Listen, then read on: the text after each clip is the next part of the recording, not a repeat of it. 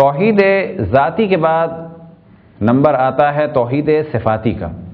کیا معنی ہے توحید صفاتی کے؟ توحید صفاتی کے معنی یہ ہے کہ خداوند تبارک و تعالیٰ اپنی صفات میں بھی یکتا ہے۔ اسے بھی دو طرح سے دیکھا جا سکتا ہے، یعنی علم خداوند تبارک و تعالیٰ اس اعتبار سے کہ علم خداوند تبارک و تعالیٰ اللہ اپنے علم میں بھی یکتا ہے، اللہ اپنی طاقت میں بھی یکتا ہے۔ ہم بھی عالم ہیں، اللہ بھی عالم ہے، لیکن اللہ جیسا عالم ہے ایسا کوئی نہیں ہے۔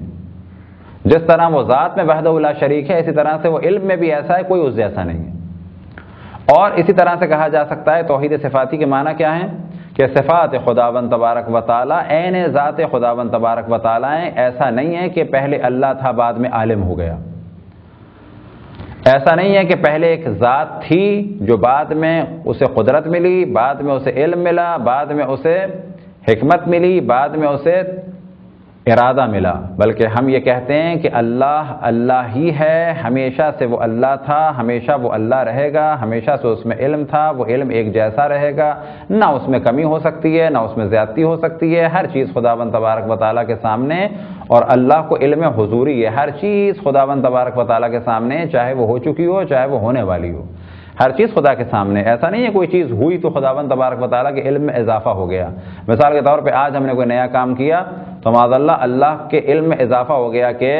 فلانا شخص یہ کام بھی کر سکتا ہے، ایسا نہیں ہے، بلکہ اللہ کے نزدیک تمام مخلوقات اور تمام مخلوقات کے افعال سب اللہ کے علم میں ہیں، نہ اللہ کے علم میں اضافہ ہوتا ہے نہ اللہ کے علم میں کمی ہوتی ہے۔ توحید صفاتی کے متعلق مولا علی علیہ السلام کے چند جملات کے جو نہج البلاغہ سے آپ کی خدمت میں پیش ہوں،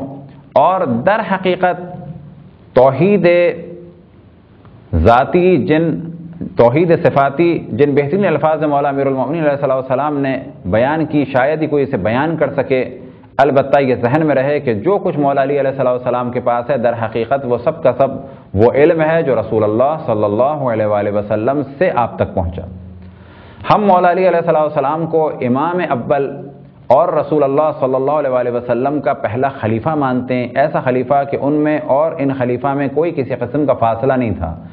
ایک لحظے کا بھی کجا، بلکہ ایک لحظے کے 1000ویں حصے کے برابر میں کوئی کسی قسم کا فاصلہ نہیں آیا ہے۔ لہذا ہم مانتے ہیں کہ مولا علی خلیفتہ بلا فصل ہیں، مولا علی بغیر کسی فاصلے کے رسول اللہ صلی اللہ علیہ وآلہ وسلم کے خلیفہ ہیں۔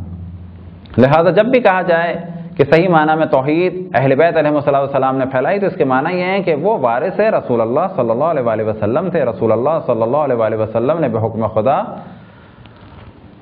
علوم اہل بیت علیہ السلام تک پہنچائے، اور جو علوم بھی اہل بیت علیہ السلام کے پاس ہیں وہ اللہ کے ذریعے سے، رسول اللہ کے ذریعے سے ہیں۔ لہذا اگر ہم کہیں کہ اہل بیت نے یہ فرمایا تو اس کے معنی یہ نہیں ہے کہ ہم یہ کہنا چاہ رہے ہیں کہ ایسا اللہ نے نہیں فرمایا، رسول اللہ نے فرمایا، بلکہ در حقیقت جو کچھ اہل بیت علیہ السلام نے فرمایا وہ در حقیقت اللہ کی جانب سے علم ہے، اور وہ علم ہے کہ جو دنیا سے جاتے جاتے رسول اللہ صلی اللہ علیہ وآلہ وسلم نے مولا علی علیہ السلام کو، اور پھر مولا علی علیہ السلام نے امام حسن کو، اور پھر یہ علوم ہر امام اپنے بعد والے امام تک منتقل کرتے رہے، اور یہ تمام علوم در حقیقت علوم رسول اللہ صلی اللہ علیہ وآلہ وسلم تھے۔ مولانا نہج البلاغہ میں ارشاد فرماتے ہیں اول الدین معرفتہ، دین کی ابتدا یہ ہے کہ اللہ سبحانہ و تعالیٰ کی معرفت حاصل کی جائے، وکمال المعرفت ہی التصدیق بہ، اور معرفت کا کمال یہ ہے کہ اللہ سبحانہ و تعالیٰ کی تصدیق کی جائے، کسی قسم کا شک نہ ہو۔ وکمال تصدیق بہ توحیدہ، اور توحید کا کمال یہ، تصدیق کا کمال یہ ہے کہ اللہ سبحانہ و تعالیٰ کو ہر اعتبار سے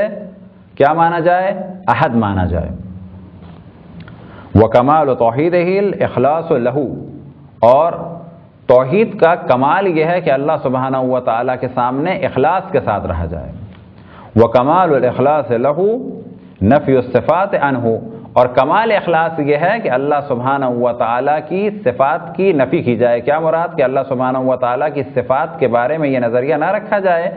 کہ یہ اللہ کی ذات سے الگ ہیں، پہلے اللہ کے پاس اتنا علم تھا اب علم میں اضافہ ہو گیا، یا پہلے علم نہیں تھا بعد میں علم ہو گیا، بلکہ یہ ماننا چاہیے کہ اللہ کے پاس ہمیشہ سے علم تھا، ہمیشہ علم رہے گا، اور جیسا علم آج ہے ویسا ہی علم ہمیشہ سے تھا اور ہمیشہ رہے گا۔ پھر مولا فرماتے ہیں کہ ایسا کیوں نہ کہا جائے کہ اللہ کی صفات ایسا کیوں نہ کہا جائے کہ اللہ کی صفات بعد میں اللہ سبحانہ و تعالیٰ کو ملی، یا بالفاظ دیگر نفی صفات کیوں کیا جائے؟ مولا فرماتے ہیں لشہادت کل صفت انہ غیر الموصوف، کیونکہ ہر صفت یہ گواہی دیتی ہے کہ وہ موصوف کے علاوہ ہے۔ صفت و موصوف کی کیا معنی ہے؟ مثال کے طور پہ ہم کہیں احمد، یہ ہو گیا موصوف، اور جب ہم کہیں عالم، احمد عالم ہے، علم ہو گئی صفت۔ تو امام فرماتے ہیں لشہادت کل صفت غیر الموصوف، کیونکہ ہر صفت اس بات کی گواہی دیتی ہے کہ وہ موصوف کے علاوہ کوئی چیز ہے۔ وشہادت کل موصوف انہ غیر الصفت، اور ہر موصوف اس بات کی گواہی دیتا ہے کہ وہ صفت کے علاوہ ہے۔ فمن وصف اللہ سبحانہ فقط قرنہ، اور جس نے اللہ سبحانہ و تعالیٰ کو کسی صفت سے اس طریقے سے مانا کہ یہ صفت اللہ میں بعد میں آئی ہے، تو ایسا ہے کہ جیسے اس نے اللہ کو کسی چیز سے ملا دیا۔ ومن قرنہ فقط ثنہ، اور جس نے اللہ کو کسی چیز سے ملا دیا تو ایسا ہے جیسے وہ اللہ سبحانہ و تعالیٰ میں احدیت کا نہیں بلکہ ثنویت کا یعنی دوئیت کا قائل ہو گیا۔ ومن ثنہ فقط جزہ، اور جو اللہ میں دوئیت کا قائل ہوا در حقیقت اس نے اللہ کو جز بنا دیا، اللہ کے جز کا قائل ہو گیا، اللہ کو اس نے مرکب مان لیا۔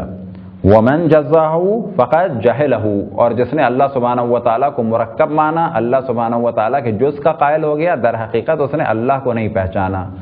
بس اول معرفت یہ ہے کہ ہم یہ جان لیں کہ اللہ سبحانہ و تعالیٰ کی ذات اور صفات میں کوئی اختلاف نہیں۔